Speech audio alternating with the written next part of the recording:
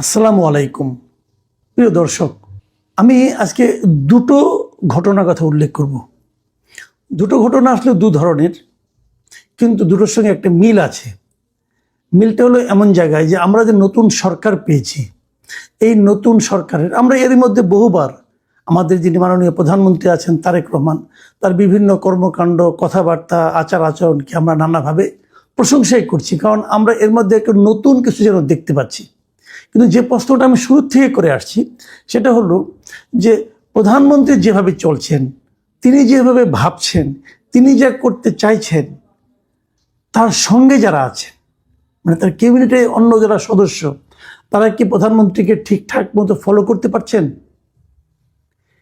আমি দুটো ঘটনার কথা বলবো। প্রথমত একটা ঘটনা, দুদিন আগে চট্টগ্রামে একটা ব্যাপক জলাবদ্ধতা হয়। এই জলাবদ্ধতার নিউজ আমরা দেখেছি। দুদিন আগে আমি প্রথম আলোতে একটা নিউজ দেখলাম যে মাত্র 10-15 মিনিটের মধ্যে একটা খাবারের দোকান কীভাবে নষ্ট হয়ে গেল। অনেক রেস্টুরেন্ট ছিল, দ্রুত বেগে পানি আসলো, ফ্রিজগুলো ডুবে গেল এবং ফ্রিজগুলো নষ্ট হয়ে গেলো, প্রত্যেকটা জিনিস নষ্ট হয়ে গিয়েছে ওখানে, এবং তার ছবি এবং ওখানে যারা ছিলেন তাদের বক্তব্য ছাপা হলো। জলাবদ্ধতা কীভাবে চট্টগ্রামে হয়? চট্টগ্রামে জলাবদ্ধতার সঙ্গে দেশের 8-10টা শহরে জলাবদ্ধতা কিন্তু এক করলে চলবে না। এখানকার জলাবদ্ধতা অনেক দিনের একটা সমস্যা, এবং সেই সমস্যাটার কখনোই কোনো সরকার সেটাকে লাগসইভাবে, মানে সবাইকে মিলে সমন্বিতভাবে তার সমাধানের চেষ্টা করেছেন এরকমটা আমার মনে হয় নাই। এর মধ্যে হাজার হাজার কোটি টাকা এই জলাবদ্ধতা নিরসনের জন্য ব্যয়ও হয়ে গেছে। এখনও একটা প্রকল্প চলছে, প্রায় 12,000 কোটি টাকার প্রকল্প। আগের সরকার করেছিল, আর্মি সেটাকে এক্সিকিউট করছে, কি হচ্ছে না হচ্ছে। এবং এবার সর্বশেষ যে জলাবদ্ধতা হলো, এটা বলা হচ্ছে যে নতুন যেটা করা হচ্ছে, যে খাল খনন করা হচ্ছে, সেখানে ওই খালের খননের জন্য যে বাঁধগুলি করা হয়েছিল, সেই বাঁধগুলি ঠিকঠাক মতো কেটে দেওয়া হয়নি বলে নাকি আরও বেশি হয়েছে। যাই হোক, এগুলো অনেক রকম বক্তব্য আছে। এসব ঘটনা যখন জানা গেল, তো জাতীয় সংসদে দাঁড়িয়ে আমাদের প্রধানমন্ত্রী নিজে চট্টগ্রামবাসীর কাছে দুঃখ প্রকাশ করলেন, বললেন যে আমার সরকার এটা পারেনি, এই জন্য আমি দুঃখিত। এবং তারপর তিনি স্থানীয় সরকার মন্ত্রণালয়ে যিনি প্রতিমন্ত্রী আছেন মীর শাহ আলম, তাকে পাঠালেন যে আপনি যে একটু দেখে আসুন সরেজমিনে কি অবস্থা, সমাধান কি করা যায়। এই ভদ্রলোক যে ওখানে কি করলেন, এই ভদ্রলোক যে বললেন যে ওইটা সব নাকি জলাবদ্ধতা যত খবর পাওয়া যাচ্ছে সব নাকি বানোয়াট খবর। তাহলে প্রধানমন্ত্রীর দুঃখ কি এই বানোয়াট তথ্যের উপর ভিত্তি করে? খেয়াল করুন, চট্টগ্রামের একাধিক এমপি বলেছেন জলাবদ্ধতা হচ্ছে, আর আমাদের স্থানীয় সরকার প্রতিমন্ত্রী বলছেন পুরো ঘটনায় নাকি বানোয়াট। উনি এমনও ইঙ্গিত করেছেন যে সমস্ত ছবি দেখানো হয়েছে সেটা নাকি আরো 2-3 বছর আগের ছবি। মানে একটা লোক যদি কতটা আমি কি বলবো, এটাকে গোয়ার টাইপের লোক হলে পরে, আত্মম্ভরি টাইপের লোক হলে পরে এই ধরনের কথা বলতে পারেন। তাবৎ মিডিয়ায় যে সমস্ত খবর ছাপা হলো সব ফালতু, সব বানোয়াট, প্রতিমন্ত্রী সাহেব একাই ঠিক। এবং উনি এসে আবার সেটা দম্ভের সাথে বললেন সংসদে যেগুলো সব বানোয়াট খবর। এবং ওখানে থাকাকালীন তিনি বললেন যে এটা তো আসলে জলাবদ্ধতা নয়, এটা জলজট, নতুন এক সংজ্ঞা দিয়ে আসলেন। ভাই, চট্টগ্রাম সম্পর্কে ধারণা না নিয়ে আপনি চট্টগ্রামে যাওয়াই ঠিক হয় নাই। দেশের অন্য অন্য শহরের জলাবদ্ধতা, অন্য অন্য এলাকার জলাবদ্ধতার সঙ্গে চট্টগ্রামের জলাবদ্ধতার একটা পার্থক্য আছে। এখানে এসে জোয়ারের পানিও যুক্ত হয়, কারণ পাশেই সমুদ্র, এবং জোয়ারের পানি যুক্ত হয় বলে ওটা কিন্তু দিনে দিনে আবার চলেও যায়। ধরেন আপনার 8-9 ঘন্টা 10 ঘন্টা থাকলো, এতেই কিন্তু যা ক্ষতি হবার হয়ে যায়, আবার পরের দিন আসে। এগুলো আপনাকে বুঝতে হবে। এতটুকু বোঝার ক্ষমতা না থাকা সত্ত্বেও আপনি ওখানে যে সমস্ত ঘটনা করেছেন, চট্টগ্রামের মানুষকে আসলে আপনি অপমান করেছেন। এই ব্যাপারে আপনার এই সমস্ত বক্তব্যের প্রেক্ষিতে চট্টগ্রামেরই কয়েকজন লোক আমি কিছু মন্তব্য পেলাম। একজন নগর পরিকল্পনাবিদ, আমি একটা দৈনিক সমকালে একটা রিপোর্ট দেখলাম, সেখানে নগর পরিকল্পনাবিদ প্রকৌশলী দেলোয়ার মজুমদারের ওনাকে অনেক কোট করেছেন পত্রিকাটা, এবং সেখানে এই নগর পরিকল্পনাবিদ বলেছেন, আমি কোট আনকোট পড়ে শোনাই, যে প্রতিমন্ত্রী মীর শাহ আলম আসলে চট্টগ্রামের মানুষকে অপমান করার জন্য এসেছেন। যেখানে প্রধানমন্ত্রী জলবদ্ধতার জন্য দুঃখ প্রকাশ করলেন, সেখানে প্রতিমন্ত্রী উল্টো কথা বললেন। তিনি তো চট্টগ্রামে মানুষের দুঃখ দুর্দশা নিয়ে উপহাস করলেন। ভাবুন একবার, সেখানে একটা অনুষ্ঠানে কথা বলার সময় মেয়র শাহাদাত যখন কথা বলতে চাইছিলেন, তখন প্রতিমন্ত্রী তাকে থামিয়ে দিলেন এবং তারপর সিডিএ চেয়ারম্যানের সঙ্গে নাকি তিনি দুর্ব্যবহার করেছেন। এগুলো আমরা এই রিপোর্টে পেলাম।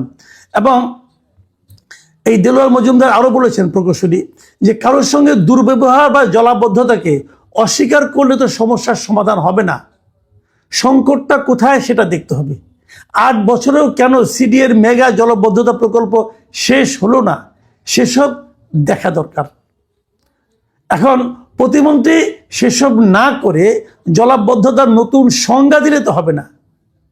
তিনি বলতে পারতেন সরকার মাত্র এসেছে, কেন জলাবদ্ধতা হচ্ছে সেটা খতিয়ে দেখা হবে, জলাবদ্ধতা হয়নি এই মিথ্যা কথা বলার কি দরকার ছিল। তার মানে এই যে মীর শাহ আলম সাহেব উনি এখানে গেলেন, প্রতিমন্ত্রী যে সমস্ত কথাবার্তা বললেন, যা আচরণ করলেন, তাতে কিন্তু উনি বলতে গেলে চট্টগ্রামে মানুষকে অপমান করেছেন, চট্টগ্রামে মানুষের কাছে সরকারের ভাবমূর্তি নষ্ট করেছেন এবং এবং প্রধানমন্ত্রীর যে বক্তব্য সেটাকে পর্যন্ত উনি অবহেলা করেছেন। কেন? ওনার এই সমস্ত কথাবার্তার মাধ্যমে, এগুলো তো আসলে অজ্ঞতা এবং মূর্খতার কারণে হয়েছে। এই কথাবার্তার মাধ্যমে সরকারের ভাবমূর্তি কি চট্টগ্রামে উজ্জ্বল হলো? দেশের কোথাও হলো? উনি নিজেকে কি মনে করেন? উনি মহাজ্ঞানী? দেখুন, এটা নিয়ে সোশ্যাল মিডিয়ায় কিছু বক্তব্য হয়েছে। আমি দুটো মন্তব্য আপনাদেরকে পড়ে শোনাবো। চট্টগ্রামের একজন সাংবাদিক মোহাম্মদ শামসুল হক, তিনি তার ফেসবুকে মন্তব্য করেছেন যে প্রতিমন্ত্রী খুব একটা খারাপ বলেননি, আসলে পানিতে শহর ভাসছে না, বরং ডুবেছে শহরবাসী, ঘরবাড়ি, জানমাল, যানবাহন। আর আরেকজন রিয়াজউদ্দিন বাজারের একজন ব্যবসায়ী আবু বকর মেহেদি, উনি মন্তব্য করেছেন যে সরকার পতনের জন্য বিরোধী দল লাগে না, এরকম একজন প্রতিমন্ত্রী যথেষ্ট। আমি মনে করি এই যে পাবলিক পারসেপশনগুলো, এগুলো সরকার তার বিবেচনায় নেবেন।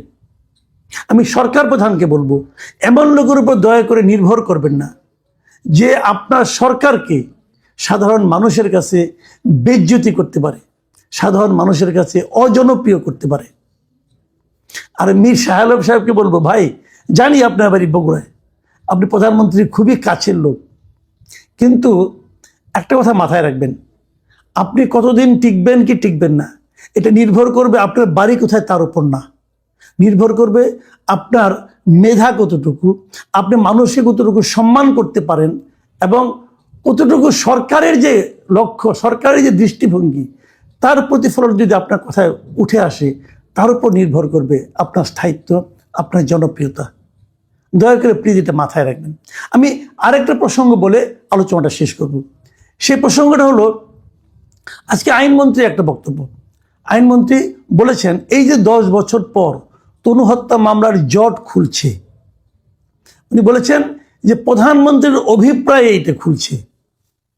মানে প্রধানমন্ত্রী ঈদের দিন একটা নিউজের কাটিং ওনার কাছে পাঠিয়ে বলেছিলেন যে এই মামলাটা কেন এতদিনে হচ্ছে না, এবং এই প্রধানমন্ত্রীর এই অভিপ্রায়ের কারণে সুদীর্ঘ 10 বছর, ওনার ভাষায় উনি যেটা বলেছেন আইনমন্ত্রী, যে প্রধানমন্ত্রীর অভিপ্রায়েই সুদীর্ঘ 10 বছর পর এই মামলার জট খুলতে শুরু করেছে। ইতিমধ্যে একজন আসামিকেও গ্রেপ্তার করা হয়েছে। এবং এই কথা বলার মাধ্যমে উনি কিন্তু প্রধানমন্ত্রীর প্রশংসা করলেন, তাই না? এবং আমরা যদি এই জিনিসটাকে মাথায় রাখি, আমরা কিন্তু শেখ হাসিনার আমলের একটা প্রবণতা দেখতে পাই। সেই প্রবণতাটা হলো, যে কোনো কিছু ভালো কাজ হচ্ছে, চট করে সে সময় দেখতাম বলতে প্রধানমন্ত্রীর অভিপ্রায়ে এটা হয়েছে, প্রধানমন্ত্রীর হস্তক্ষেপে এটা হয়েছে, প্রধানমন্ত্রী বলেছেন বলে হয়েছে। এই যে মানসিকতাটা, এর মানসিকতার মাধ্যমে ওই সময়ে প্রধানমন্ত্রীকে এক ধরনের তেল দেওয়া হতো, নির্জলা তেল, এবং মানুষের কাছে বলার চেষ্টা করা হতো আমরা কোনো মন্ত্রী কোনো কাজ করি না, যা কিছু করেন প্রধানমন্ত্রী, এবং উনি করেন বলে আমরা করি, উনি আছেন বলেই আমরা আছি, উনি বলেন বলে দেশটা এরকম ভালো চলছে। এই যে প্রবণতাটা, এই প্রবণতাটা ওনাকে আসলে তেল দেওয়া হয় না, ওনার ক্ষতি করা হয়। দেখুন আরেকটা মামলা, যেমন আমি একটা কথা বলি, আমাদের প্রফেশনে একটা মামলা আছে, যে আমাদের সাগর রুনিকে হত্যা করা হয়েছে, সেটা তো আজকে 1 দশকের 1 যুগেরও বেশি সময় হয়ে গেল। এখন আমরা কি বলবো এটার মধ্যে প্রধানমন্ত্রী হাত দেন? যদি এই মামলার মীমাংসা না হয় তাহলে আমরা কি বলবো প্রধানমন্ত্রী হাত দেন নাই বলে, প্রধানমন্ত্রী অভিপ্রায় ব্যক্ত করেননি বলে এই মামলার সমাধান হয়নি? এটা আমরা বলবো? প্রধানমন্ত্রী যখন অন্য কোনো মন্ত্রণালয়ের একটা বিষয়ে অভিপ্রায় ব্যক্ত করেন, তখন বুঝতে হবে প্রধানমন্ত্রী আসলে ওই মন্ত্রণালয়ের কর্মপদ্ধতির ব্যাপারে অসন্তোষ প্রকাশ করলেন। প্রধানমন্ত্রীর অভিপ্রায়ের কথা আমরা জানবো কেন? আমাদের জানার তো কোনো প্রয়োজন নাই। এটা স্বরাষ্ট্রমন্ত্রীর মন্ত্রণালয়ের দায়িত্ব, তারা এগুলো তো রেগুলার ওয়ার্ক, তারা এটা করে নাই কেন? প্রধানমন্ত্রী বলবে তারপরে কাজ হবে। এক প্রধানমন্ত্রীকে দিয়ে কত কাজ করাবেন ভাই? কত কাজ করাবেন আপনারা? নিজেরা পারেন না, কিছু একটা হলে প্রধানমন্ত্রী চেয়েছেন, আপনি প্রধানমন্ত্রীকে তেল দিলেন নাকি ওনাকে ডুবানোর চেষ্টা করছেন? এত স্তুতি ভালো না। প্রধানমন্ত্রী কি পারেন কি পারেন না সেটা আমরা দেখেছি। উনি কি করতে চান, কিভাবে সরাসরি বলতে চান, কিভাবে আকার ইঙ্গিতে বলতে চান, সেগুলো বোঝার মতো সক্ষমতা অথবা মানসিকতা আপনাদের নেই বলে এই দুরবস্থা। প্রধানমন্ত্রী কয়টা উদাহরণ আপনারা ফলো করেন? অনেক কিছুই করেন না। আমি এগুলি ক্যাটাগরিগুলি বলেছি এর আগেও, আরেকবার স্মরণ করে দিই। প্রধানমন্ত্রী তো নিজে সরকারি গাড়ি নেন না, ড্রাইভার নেন না, তেল নেন না। কেন নেন না? উনি আপনাদের জন্য একটা উদাহরণ তৈরি করেছেন। সেই উদাহরণটা ফলো করেন, তাহলে বুঝবো যে আপনাদের মন মানসিকতা এরকম। আপনারা তো প্রধানমন্ত্রীর চেয়ে কম ধনী না, আপনাদের হলফনামাতে আমি দেখেছি, ওটা তো ফলো করেন না। কাজেই অপ্রয়োজনীয় তেল দেওয়ার কোনো দরকার নাই। আমি মনে করি আমি প্রধানমন্ত্রীকে অনুরোধ করব, দেখুন আমরা জানি আপনি একা অনেক কিছু করতে চান, কিন্তু আপনি একা অনেক কিছু করতে পারবেন না যদি আপনার সহকর্মীরা আপনাকে সহযোগিতা না করেন। তাদেরকে বোঝান, তাদেরকে প্রভাবিত করার চেষ্টা করেন যে ভাই প্রত্যেকটা কথা আমি বলতে চাই না, আপনারা কি জানেন না কি করতে হবে, সেগুলো করেন। আপনারা জানেন মনে করেই তো আপনাদের এই দায়িত্বটা দেওয়া হয়েছে। প্রিয় দর্শক, আমরা জানি না আগামীতে ওই মন্ত্রীরা কি ভাববেন, কিভাবে কি করবেন। তবে আমরা আশা করব, আমরা এই সরকারের সাফল্য চাই, এবং সেই সাফল্য কেবল তখনই নির্ভর করবে যখন প্রধানমন্ত্রীর সঙ্গে ওনার পুরো টিম একীভূত হয়ে একসঙ্গে ঐক্যতানের মাধ্যমে একটা কাজ করতে পারবে। এখন এ পর্যন্তই। আল্লাহ হাফেজ।